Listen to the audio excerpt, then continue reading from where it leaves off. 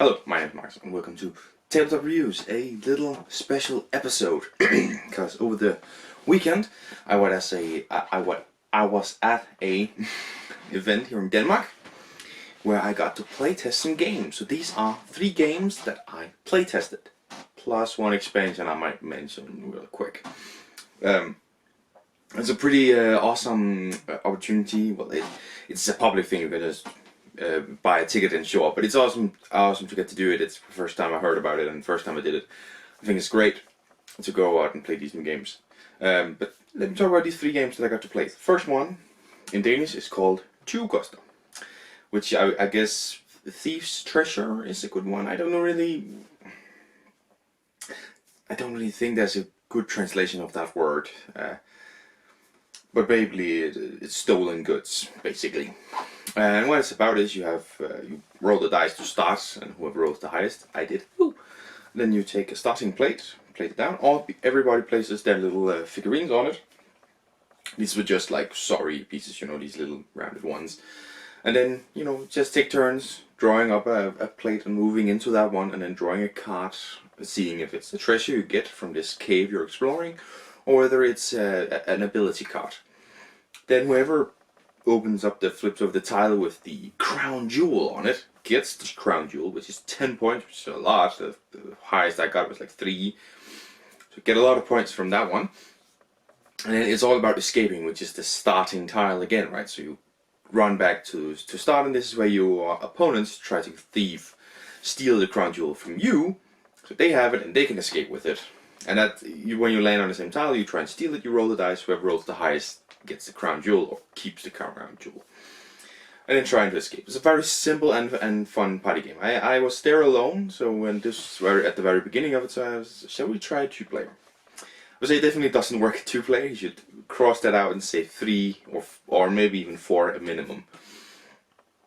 And it is of course very lucky. You draw up these tiles. In the first game it went very long out, and then he got the tile.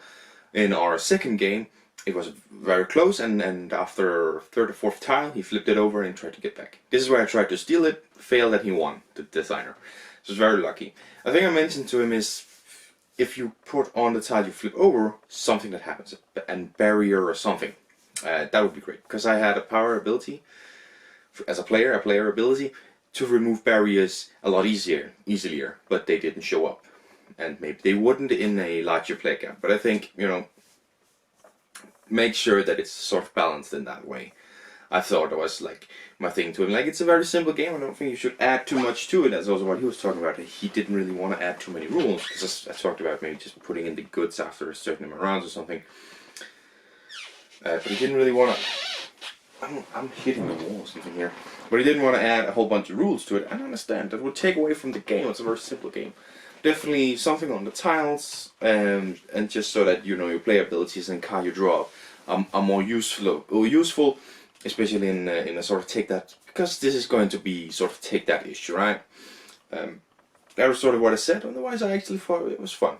It was definitely, I could see it if you're 5 or 6 people having a break in between playing Twilight Imperium, pulling this one out and playing it. It could be fun, real quick. I wish him luck, Second game I played was Tomabak, something along those lines. I don't think I can pronounce it. Basically, you are making a generator or some kind. What was it that it was? It's a theme that I don't know anything about. An atom generator or something. Atomic generator or something. I'm not quite sure because I don't know anything about this one.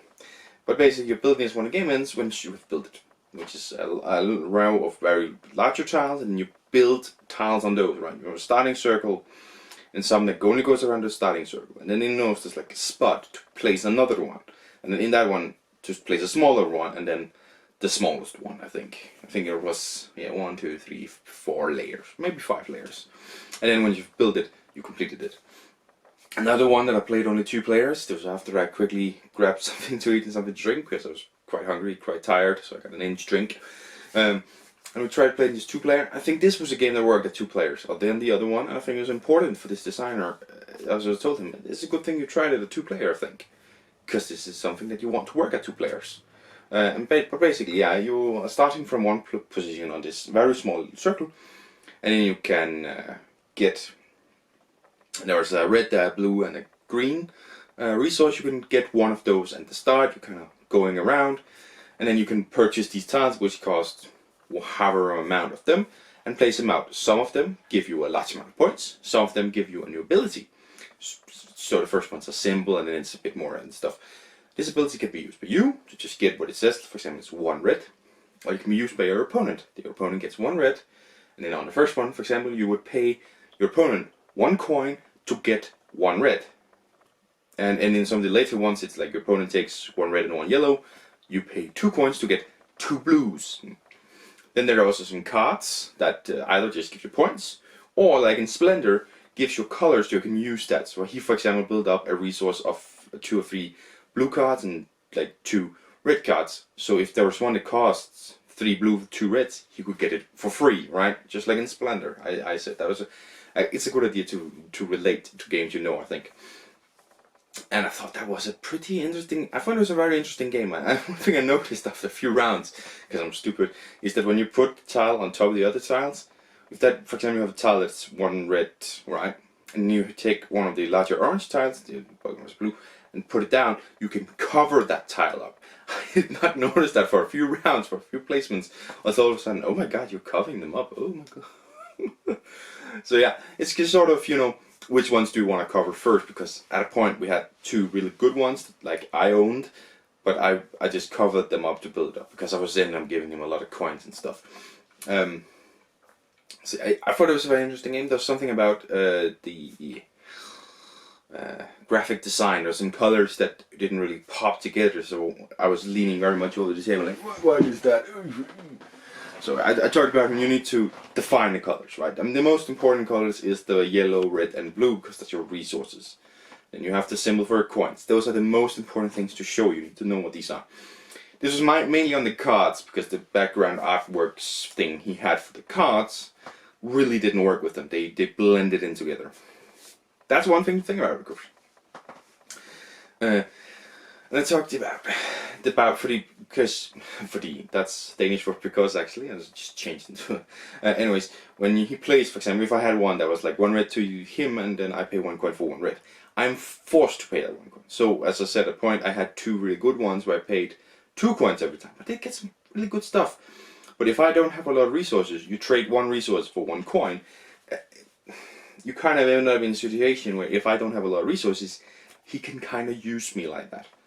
Right? If I don't really have a lot of coins, maybe I'm almost run out of my resources, he can use me like that, play me like that, to really lower me even more. And I felt like that was way too much to take that, especially for what he was trying to sell me. Because he told me that you are working together to build this one, but you want to build the most of it, right? So it's sort of, you're working together to build this one, so that's the cover sense of it, but it's very much, I want to do the most of it, I want to be the best. And therefore I didn't think it made a lot of sense to have so much tech that you're forced to do it. I think it should be an option. You can do it, because you're paying to do it. He's talked about it in a thematic sense. It's because this person is activating your part of the machine, is using your part of the machine, so you sort of pay him because he's somewhat helping you. I didn't find the over thematic sense, and I also thought maybe that should be a trade-off that's a little bit better, right? You pay 1 coin, right? 1 resource equals 1 coin, but on these ones, maybe 1 coin should equal 2 resources. Or 1.5, so you pay 2 coins for 3 resources when you get into the later parts of the game. But I really think it should be a choice, because otherwise it gets very, very take that-ish, right? And you should get something from it, I think, rather than a straight swap of a coin to a resource. That's of course something for him to work on as a designer. He knows a little bit more about it. As I said, I don't know anything about that theme. I don't know what makes sense and what doesn't make sense. Maybe it makes sense that sometimes if you're working on something together and you want to do most inside this field, you kind of annoy your opponent a little bit. Not in your fellow researcher a little bit. Not in a way that's going to hurt them, but in a way that's going to put you a little bit ahead of them. Yeah. We didn't quite fully play. We had some tokens that we put on the pieces to show this is my piece. Then we counted up. We just played the tokens out. That wasn't enough to fill the game. That was more meant for like 3 or 4 players to fill out the game. But I think it worked at 2 players. It's another experience, but that's like I don't actually have viticulture on my shelf right now. I usually have viticulture right there, but live viticulture. At 2 players is a very different game than it is at like 5 players, but both player counts are really, really good. And as I said to him, I think it's a good idea you tried it at 2 players. I liked it at 2 players. I think this works at 2 players. You, of course, maybe you as the designer, you've played it at more levels. Maybe you have something different. But as a consumer, I tell you, I liked it at 2 players. I think it works at 2 players. I would love to try it out at more players. Unfortunately, I didn't get the chance to do that. I played some other games, as I said, and then it was simply too late for me to get it played, unfortunately. But I would love to see it in the future as well and try it at more players, definitely. If it works a little bit on the graphic design, and of course on this little few rules, if maybe you get the choice to do it. There's something about, like, if you're on one of these spots that you cover up, what happens then? You just get pushed off, or, you know, what happens there? And he talked about, like, at higher play counts, you're going to do that a lot more, right? We're only 2 players, so we're jumping back and forth between these ones. But if you're like 4 players, there is a chance that you're going to be standing still on some of these ones, and then also someone builds. So what happens then? Do you get punished? Well, that would be unfair because it's going to happen so much. You get a reward, but again, that would be unfair. It's going to happen a lot. So that's, again, I talked about him with any rules in it, and we talked about, you know, a punishment or a reward or something to happen from that, and you know how to balance that at all player counts. Because again, I don't think it makes sense to make a rule, one rule for 2 players, a rule for 3 players, a rule for 4. It should be one continuous rule in this aspect. So what makes sense? And the thing I also said to him, because as I said, he built up a lot of cards. I didn't. I had a few cards, and actually most of the cards I had were point-giving cards. That was really, not really my strategy. My strategy was just building on the machine. And I did. I think I built the most on the machine. You get, obviously, for every level of this ring, as I said, you build it up. You get points based on how many you have. So I was focusing on that. I actually beat him 46 to 45. And then he pointed out, it's not quite fair, but he pointed out I could spend my last turn to use my 12 coins I had left to buy this card with 8 points. Well, okay, makes sense. But that wouldn't have been fair because then I had a turn more than he did. So that's not the important part. But what I liked is we were so close, and we talked about, like, it was, we would probably have had to go through quite a few more rounds building the last parts. We were a little bit over halfway done. I would say 60% done with it. So he was talking about that. I was already at that stage beginning to fall a little bit, not building quite as quickly as he was. So he talked about it would be interesting to see if I could keep up with him in a full game, or if he would run away with it on the last few, because of it get a lot more expensive. So that was interesting. If we played it fully through, maybe I wouldn't praise that as much, more maybe say, well, there's a clear tactic there, you need cards, right? That's a balancing act. But at the same time, he spent resources and the time to getting those cards that I spent building. So that's the balancing act of it, right? Right, and point scoring was interesting. Obviously, for every level, you get points for having the most, second most, and third most. That's something, and you get points that are set on it, and that's it. Like, that's just simple. You just get points for what you've built in here. You don't get points for having a bunch of resources left, but what you have built, and then cards, of course. And I love that, because that is the focus of the game. You're building over here. That's all you need to worry about. I like that. Yeah, overall, I like the game. There's a few improvements. I talked to him about it. He obviously took in. I wonder what other people have said. It's just my opinion. But I would love to see it in the future. And I definitely see this, because it's sort of this sciencey theme. I've seen a few of these in recent years, this more sciencey theme. Hopefully, he will get it out there. I hope that people will hope that a publisher or something will see it and see that it's a good game. And the third and final game that I played as a prototype was Meeple Empire's Age of Iron. I've actually played this a couple of times. 2 players, 3 players, and a 4-player game. So I've tried this one a few times, because I have not only at this one, but earlier as well. So what it is in the Mediterranean thereabouts, you can be Rom. Okay, not Rom, Rome.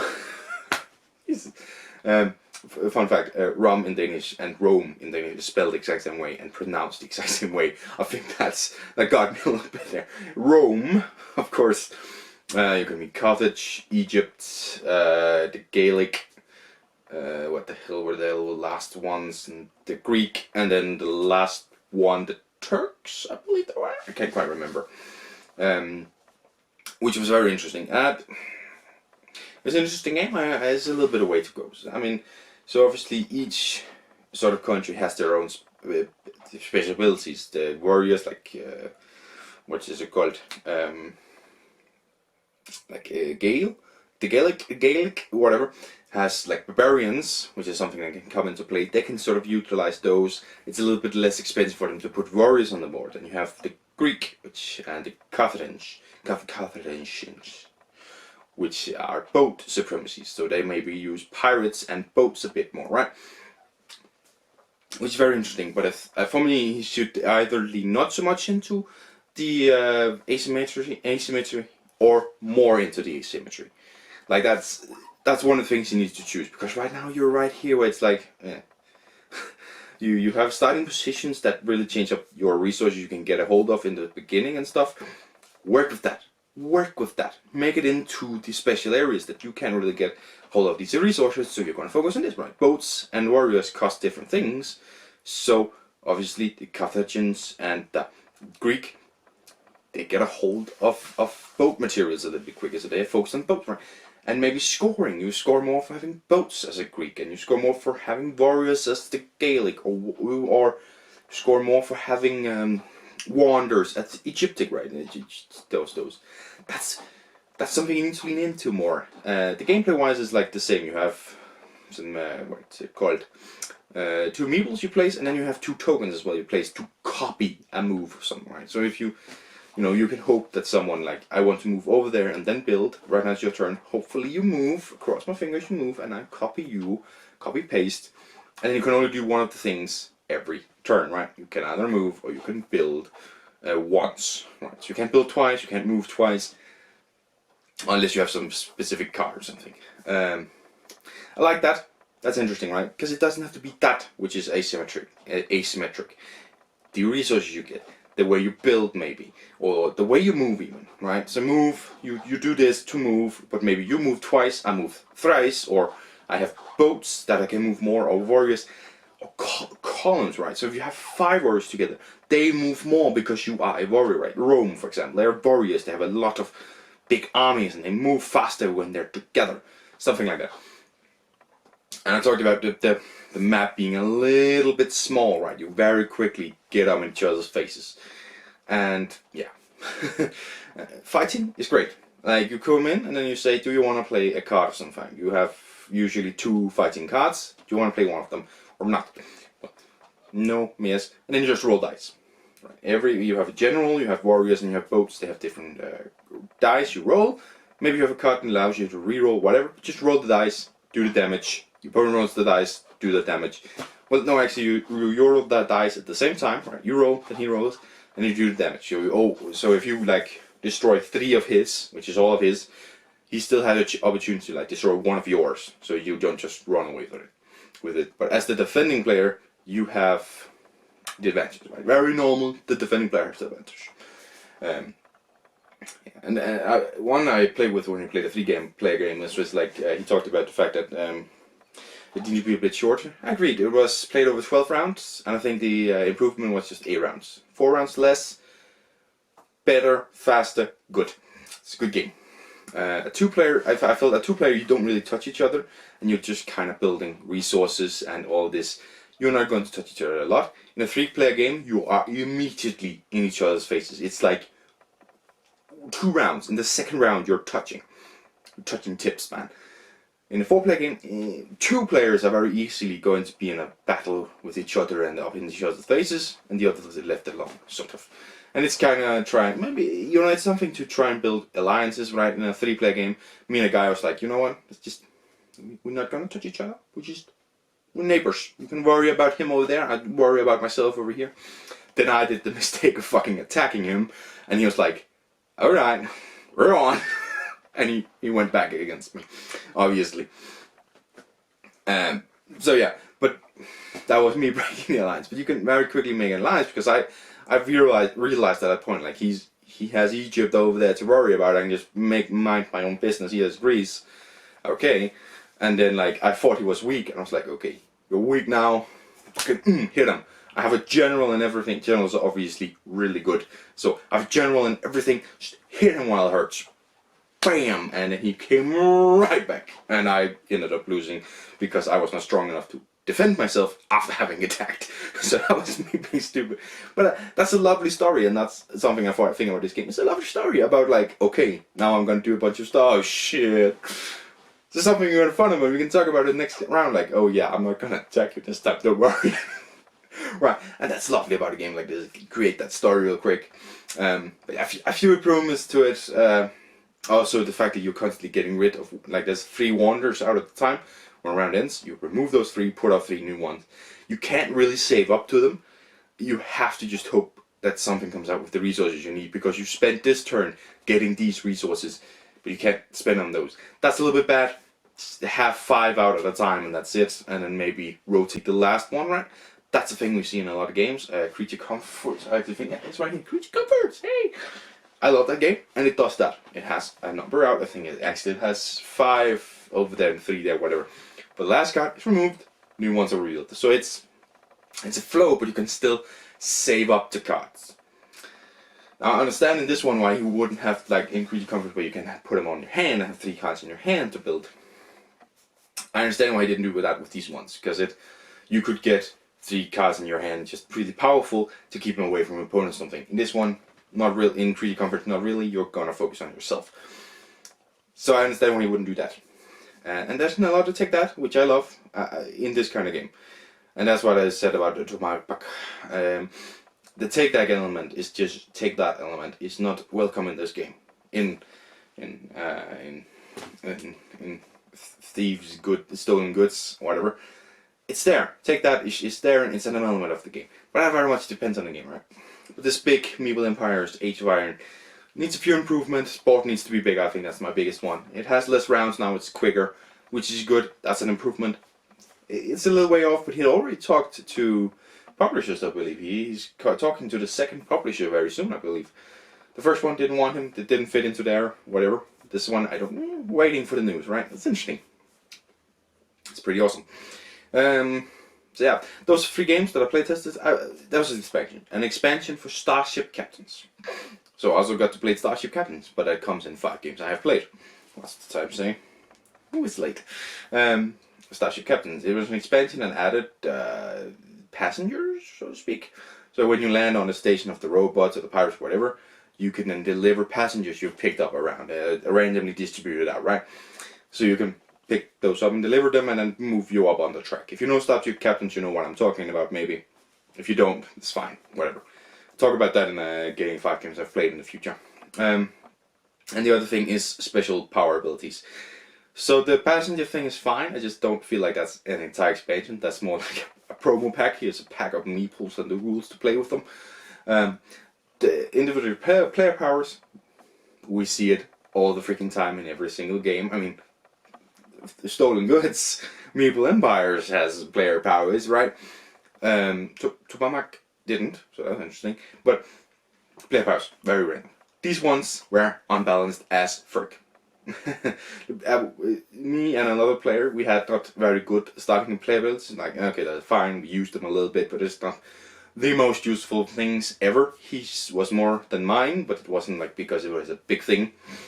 I like just got a card to begin with, and I picked one which I thought was good, but in the end it wasn't brilliant. It ended up not being brilliant.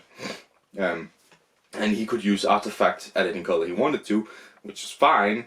He did utilize it once in a while to have a move extra, but it wasn't that great. And actually, the other player who came in second, I think he had the worst ability of them all, because he could, rather than take a pirate, he could move up on the pirate track, which is like, depends on where you are in the game. That's not because it's like brilliant, because you're sacrificing a point for maybe not even a point.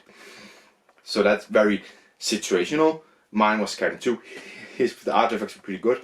The other dude was like, I can use robots as well, however I want to, and he then got a card which was like, I can get robots for doing this shit, and then blue to move and shoot or something. He seriously made some combos, but that was all because of his player ability. He was not going to make these combos if not for that player ability with the robots. that was a very OP power. And you saw the last round when everybody else had passed, he took 3, 4, 5 moves more than everyone else. Because of his player ability, and he told us he was waiting to do this. He was doing a little bit extra throughout the games, but he was waiting for this last round to do all these things. He was charging. He told us if he had not had that player ability, he would not have played the game like he had, and he ran away with the 10+ points when everyone else is within 10 points of each other. That's an insane, just running away with it. So that was very unbalanced. Very unbalanced. The meeples were fine, but playabilities belong in every game, apparently. I don't know if they do. I think Starship Captains was actually pretty good. If we just ignore the playabilities, it was actually a good, fun game. But really unbalanced. You need to balance those. Fuck me. And also, I feel like you're talking about expansion, and you're adding meeples and playabilities. Really? Really? What is that? Is that expansion going to be as big as my phone? Is that it? Because that's a shitty expansion. Let's talk about an expansion that wants something. Do I have expansions in here? Expansions. Take the right map collection. That's expansions that want something. Eco's first 10 continent is kind of a boring expansion actually. It just kind of adds mountains, bigger mountains, right? That's a boring expansion, right? Wrong thing to do. I don't have Bunny Kingdom in here, but Bunny Kingdom adds an entire part to the map you play around. That's an expansion. Parks Nightfall. That's an expansion. That's an entire sub-board that you utilize. That's an expansion. Those are expansions. Meeples and cards are promo packs. Not expansions. What the fuck are you thinking about? By the way, the meeples that, like, at the end, whichever track has the most meeples, score in a certain way. Those are just very boring expansions, honestly. I would not rate those. I will play Starship Captains again if you say with expansion. I'm like, whatever. Once it gets out, I'm sure it's gonna go out for this because Starship Captains is already a game, right? But you need to add more to it than that. That is not an expansion. That's a promo pack. Nothing more, nothing less. Anyways, that's an special episode of Tabletop Reviews of games that aren't going to get a rating because they're not out yet. They're not on board game, anything. Like this was only here. You can believe me or you can't about what I just told you. Maybe these are games I just made up in my head. But that is it for another episode here, and thank you very much for watching, and I'll see you in the next one. Bye.